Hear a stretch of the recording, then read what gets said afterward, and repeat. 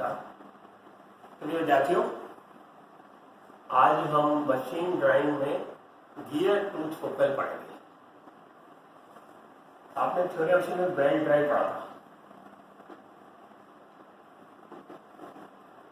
Belt drive में कमी क्या थी कि बेल्ट ड्राइव में जो स्लिप ऑफ बेल्ट है उसके कारण velocity ratio exact velocity ratio नहीं मिल पाता है।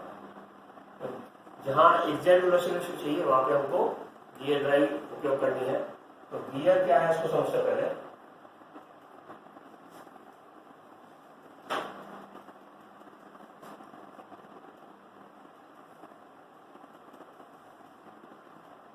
मान लीजिए दो कोई व्हील है, इनके जो ये सरफेस है सिलिंड्रिकल सरफेस है उस पर फ्रिक्शन पर्याप्त है और इनको एक दूसरे के अगेंस्ट कुछ प्रेशर दिया जाता है। एक व्हील शाफ्ट एक पे है और दूसरा व्हील शाफ्ट दो पर है। तो यदि एक व्हील ऐसे घूमेगा तो दूसरा व्हील ऑपोजिट डायरेक्शन में घूमेगा। लेकिन यदि लोड बढ़ जाता है तो इसके भी जो फ्रिक्शन है वो पर्याप्त नहीं होगा, तो ये स्लिप होने लगेंगे। इसकी स्लिप को रोकने के लिए हम दोनों गियर्स पे उनकी परिधि पे इस तरह से टीथ बना देते हैं। और ये टीथ ऐसे बनते हैं कि एक टीथ से एक गियर का टीथ दूसरे गियर के टीथ में मैच हो जाएगा। तो उस केस में ये गियर बन जाएगा। तो गियर दोनों गियर जो है आपस में एक पॉइंट पे मिलते हैं।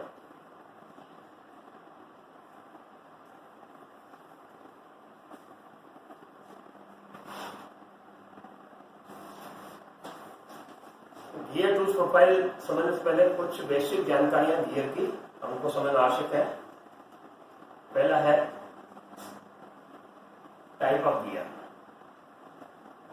Type of gear wheel.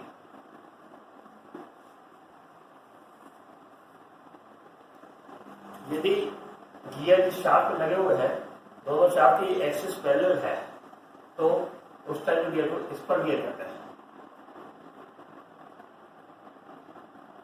Diagram से समझते हैं।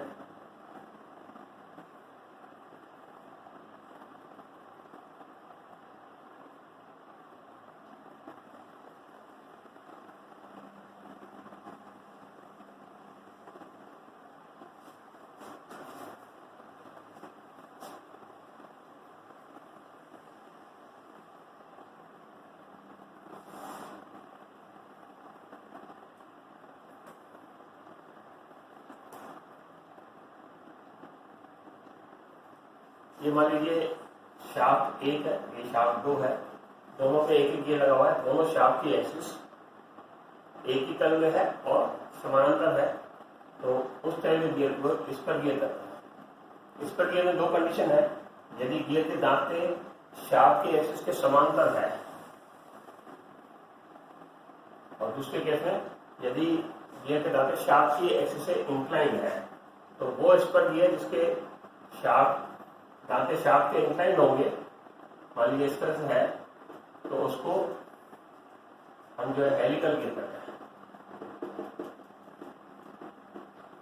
हेलिकल गियर भी स्पर गियर होता है। जो ऑर्डिनरी स्पर गियर होगा उसमें दांते एक्सिस के समांतर होंगे, शाफ्ट के एक्सिस के समांतर होंगे। इस गियर की प्रॉब्लम क्या है कि ये आवाज बहुत करता है, क्योंकि एक साथ कॉन्टेक्ट पाता है। यदि एंगल में दे देंगे तो ये गियर हेलिकल गियर करेंगे। यदि शाफ्ट की एक्सिस, दोनों शाफ्ट की एक्सिस समांतर नहीं है, एक ही तल में लेकिन समांतर नहीं है, तो उस टाइप के गियर को हम बेवल गियर कहते हैं।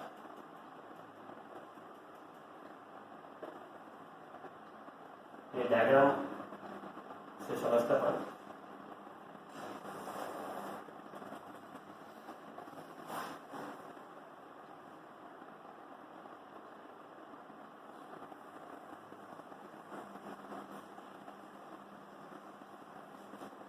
ये दो गियर दिखाए गए हैं जिनमें शाफ्ट की एक्सिस जो है इंटरसेक्टिंग है, किसी न किसी एंगल पर जाके वो इंटरसेक्ट होगी।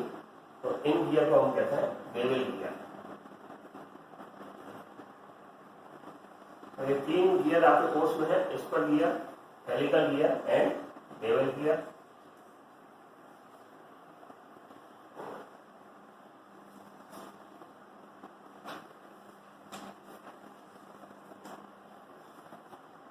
गियर के जो टूथ होता है उनके लिए कुछ टर्म्स हमको समझ होंगे। ये डायग्राम में गियर में कुछ दांते दिखाए गए हैं। ये गियर का टॉप है दांते का और ये दांते का बॉटम है। ये पिच सर्कल है, पिच सर्कल।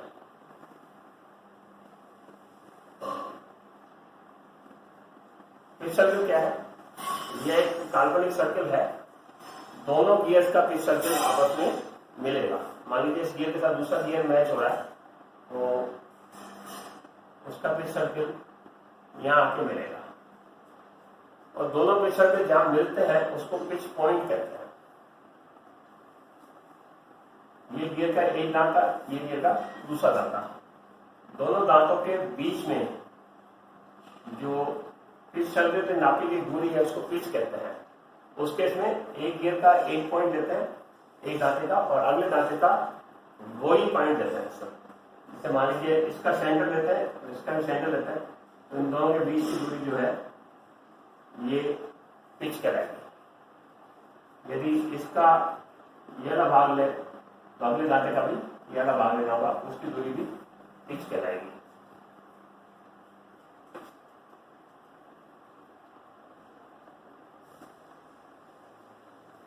गियर के जो दांते का टॉप है उसको मिलाने वाला जो सर्कल है उसको हम अडेंडम सर्कल कहते हैं।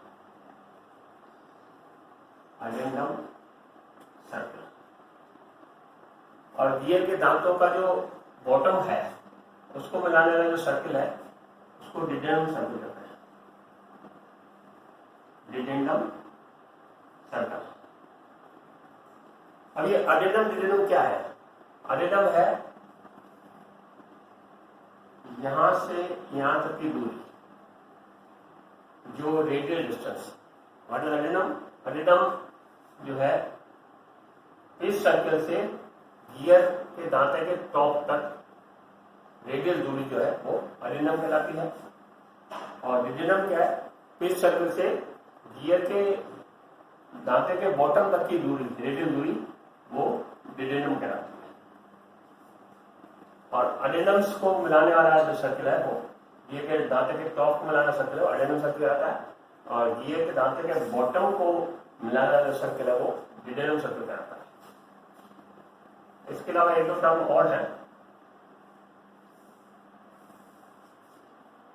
इस सर्कल पर, ये पिच सर्कल है, इस सर्कल पर किसी दांते की जो मोटाई है जो पिच सर्कल के अलावा नापी जाए इसको कहते हैं टूथ थिकनेस। Tooth thickness. और दो दांतों के बीच में इस सर्कल पे नापी गई स्पेस जो है इसको कहते हैं टूथ स्पेस। टूथ थिकनेस और tooth space. Theoretically tooth thickness और टूथ स्पेस बराबर होती है, लेकिन प्रैक्टिकली टूथ स्पेस थिकनेस से थोड़ा सा ज्यादा होता है। ज्यादा इसलिए होता है प्रैक्टिकली अगर दूसरा सामने वाले गियर का दांता यहाँ मिलेगा आगे, तो अगर दूरी बराबर होगी तो यहाँ तक वो पहुंच नहीं पाएगा, इंटरफेरेंस का केस हो जाएगा। तो टूथ थिकनेस और टूथ स्पेस, और दोनों का जो अंतर होगा उसको कहते हैं बैकलैश। बैकलैश बराबर tooth space minus tooth thickness. Backlash जो है बहुत इंपॉर्टेंट टर्म है जो आपको इंडस्ट्री में प्रैक्टिकली काम आएगा। आपको बता दें कि जो गियर का पिच सर्कल है वो उसमें मार्क नॉर्मली नहीं होता है, और मार्क है भी तो मशीन के अंदर अपन को दिखता नहीं है। तो एक गियर के साथ दूसरा गियर जब मैचिंग कराते हैं तो बैकलैश को हम नापते हैं। ये बैकलैश यदि कम है इसका मतलब उसका दांता जो ज्यादा अंदर आया हुआ है, उसके कनेक्टिंग गियर का दांता ज्यादा अंदर आया हुआ है, तो बैकलैश कम आएगी। और बैकलैश ज्यादा है इसका मतलब दांता पूरा अंदर नहीं आया हुआ है। तो बैकलैश हर गियर के लिए निर्धारित होती है। तो प्रैक्टिकली हम जब दो गियर को मिलाते हैं तो बैकलैश को नापते हैं डायल गेज से। बैकलैश सही है, एक रेंज दी होती है कि इस रेंज से इस रेंज के बीच में बैकलैश होनी चाहिए।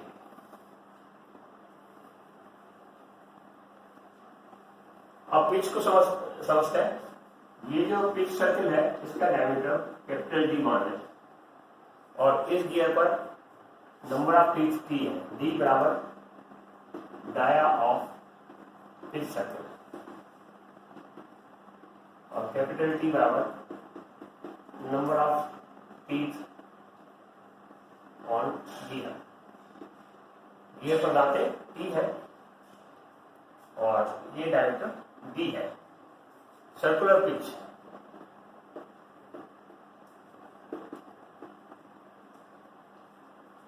ये जो पिच होगी यहां से यहां तक, यहां से यहां तक की दूरी ये पिच कहलाएगी। सर्कुलर पिच क्या हो जाएगी, उसको लिखता है पीसी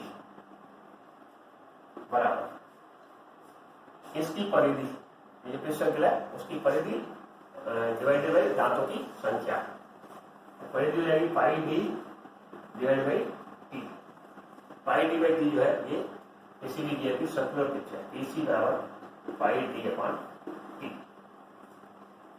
अब आप देखेंगे यदि इसको समझें, इस इक्वेशन को समझें तो पाई कांस्टेंट होगा तो डी अपॉन टी भी एक तरह की पिच है। तो डी अपॉन टी को कहेंगे अपन मॉड्यूल, इसको एम से दर्शाता है। मॉड्यूल एक तरह की पिच है जो डी अपॉन टी के बराबर होती है और इसको एम से दर्शाते हैं। तो पीसी बराबर क्या हो गया, पीसी बराबर पाई एम। सर्कुलर पिच और मॉड्यूल पिच में ये रिलेशन आ जाएगा। मॉड्यूल क्या होगा, एम बराबर डी अपॉन टी। एक और पिच होती है गियर में डायमीटर पिच बीपी, ये होती है मॉड्यूल का उल्टा T upon D. Diameter pitch T upon D. इकाई व्यास में कितने दांत हैं वो कहलाती है डायमीटर पिच। ये तीन तरह की पिच है इसमें बेसिकली अपन को ये दो पिच काम आएगी।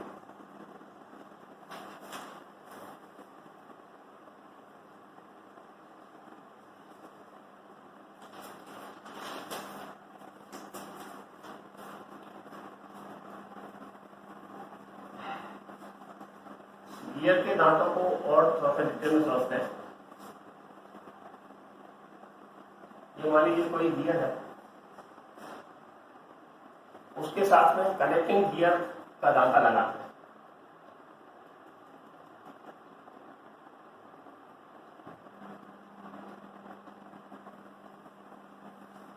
ये कनेक्टिंग गियर का टीथ लगाओ तो यहां कुछ जगह रह जाती है। वो जगह क्या होगी, क्लियरेंस। क्लियरेंस बराबर होगा dedendum minus addendum. Dedendum minus addendum.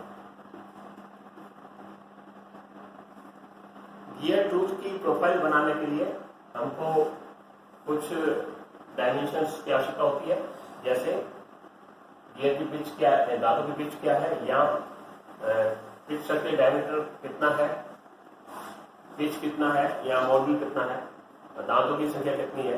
तो बेसिक पैरामीटर में हम गियर के दांतों का प्रोफाइल बना सकते हैं। उसके लिए पहले कुछ कैलकुलेशन करनी होगी जो आपको अभी बताते हैं। अब देखें addendum pitch circle dia, pitch circle dia ये हमने डी मान दिया। ये पिच सर्कल डाया डी है। अडेंडम सर्कल डाया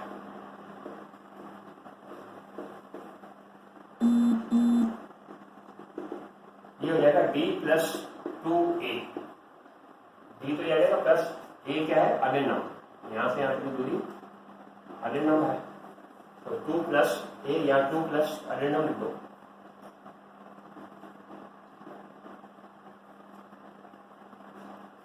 अब डिडेंडम सर्कल आया,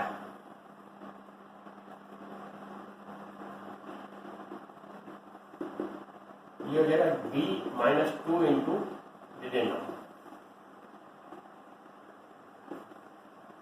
D minus 2 into डिडेंडम।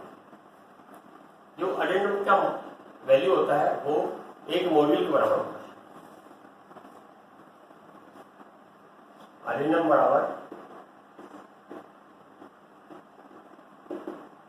1m।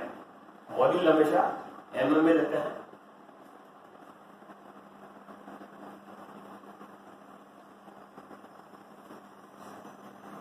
Adhanom बराबर 1 मॉड्यूल।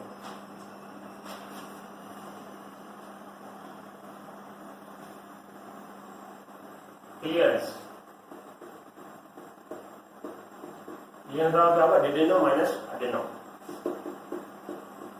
डिडेंडम माइनस एडेनम। ये क्लियर रहता है सीपी अपान 20, ये इसका मार्क है सर्कुलर पिच अपान 20। यहाँ इसको अपन ऐसे लिख सकता है, सीपी की जगह अपन कहेंगे पाई एम अपान 20, यहाँ पाई बाई 20 एम, यहाँ 0.157 एम। तो ये क्लियर आ गया। अब डिडेंडम क्या रहेगा, डिडेंडम बराबर एडेनम प्लस क्लियरेंस। तो डिडेंडम क्या आ जाएगा, डिडेंडम बराबर m प्लस 0.157 m। m जो है मॉड्यूल है। तो ये बेसिक जानकारी आपको बता दी गियर के बारे में। नेक्स्ट पीरियड में हम किसी गियर का प्रोफाइल बनाएंगे, तो प्रोफाइल एक्चुअल ड्रॉ करेंगे कि गियर प्रोफाइल बनाते कैसे हैं, उसका मेथड आपको यहाँ पे बताया जाएगा। और बेहतर ये होगा तो आप साथ में पेंसिल, पेंसिल, रेजर, कंपास और शार्पनर वगैरह तैयार रखें। तो जैसे जैसे बताया जाए वैसे वैसे आप ड्रॉ करते जाएंगे, वो बहुत स्लो बात आपको बताया जाएगा, धीरे धीरे बताया जाएगा, तो आपको अच्छी तरह पूरा गियर प्रोफाइल बना पाएंगे। नेक्स्ट पीरियड में हम गियर का टूल्स का प्रोफाइल बनाना सीखेंगे। Thank you.